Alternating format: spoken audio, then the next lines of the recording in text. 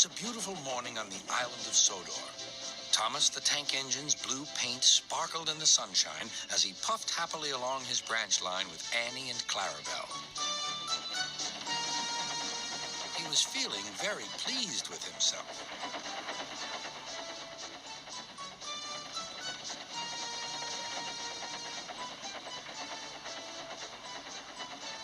"Hello, Thomas," whistled Percy. "You look splendid." "Yes, indeed," boasted Thomas. "Blue is the only proper color for an engine." "Oh, I don't know. I like my brown paint," said Toby. "I've always been green. I wouldn't want to be any other color either," added Percy. Well, anyway," huffed Thomas, "blue is the only color for a really useful engine. Everyone knows that."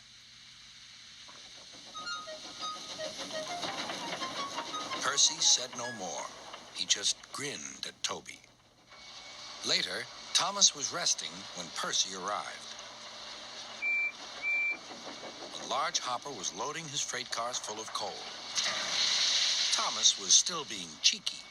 "Careful," he warned. "Watch out with those silly cars." Go on, muttered the cars.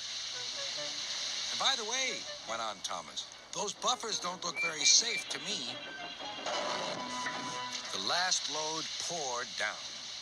"Help, help," cried Thomas. "Get me out." Percy was worried, but he couldn't help laughing. Thomas's smart blue paint was covered in coal dust from smokebox to bunker.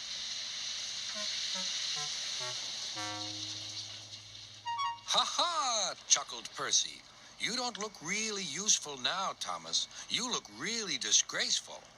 "I'm not disgraceful," choked Thomas. "You did that on purpose. Get me out."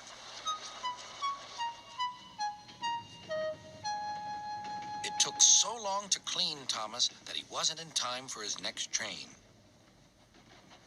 Toby had to take Annie and Clarabelle. "Poor Thomas," whispered Annie to Clarabelle. They were most upset.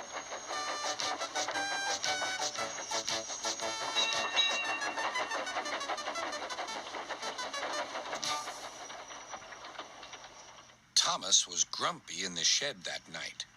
Toby thought it a great joke, but Percy was cross with Thomas for thinking he had made his paint dirty on purpose. Fancy a really useful blue engine like Thomas becoming a disgrace to Sir Topham Hatt's railway. Next day, Thomas was feeling more cheerful as he watched Percy bring his cars from the junction. The cars were heavy and Percy was tired.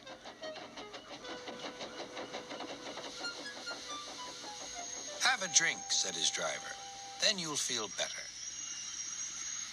The water column stood at the end of the siding with the unsafe buffers. Suddenly, Percy found that he couldn't stop. The buffers didn't stop him either. "Oh!" wailed Percy. "Help!" The buffers were broken, and Percy was wheel-deep in coal. It was time for Thomas to leave. He had seen everything. "Now Percy has learned his lesson, too," he chuckled to himself.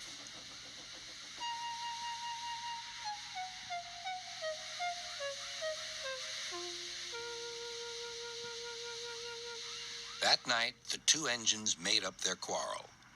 "I didn't cause your accident on purpose, Thomas," whispered Percy. "You do know that, don't you?" "Of course," replied Thomas, "and I'm sorry I teased you. Your green paint looks splendid again, too. In future, we'll both be more careful of coal."